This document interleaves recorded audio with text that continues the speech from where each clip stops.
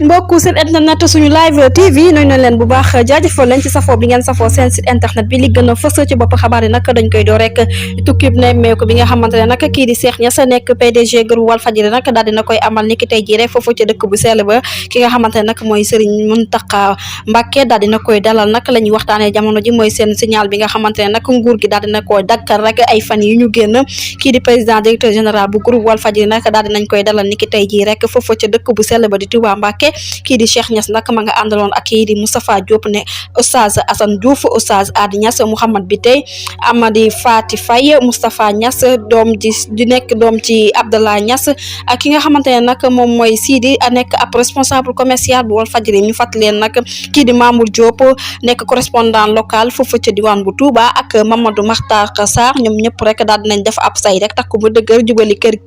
ku tedd kii di Serigne Mountakha Mbacké lañ fay waxtaanee nag mooy jaay doole bi nga xamante ne nag def nañ leen ko rek daal di couper seen signal ñiki fan yi rek ñu génn bu ñu sukkandikoo ba tey ci suñu nattangooy Seneweb ñoom nag délégation bu mat sëkk rek la ñu daal di def ñi nga xamante ne nag ñoom ñooy boobulee groupe Walfadjri jamono ji nag ñu ngi leen daral fi nga xamante ne nag moom mooy ca Daaru Minam du ñàkk rek dinañ ci ñëwaat ci yeneen jotaay xibaar indi leen fa ruusee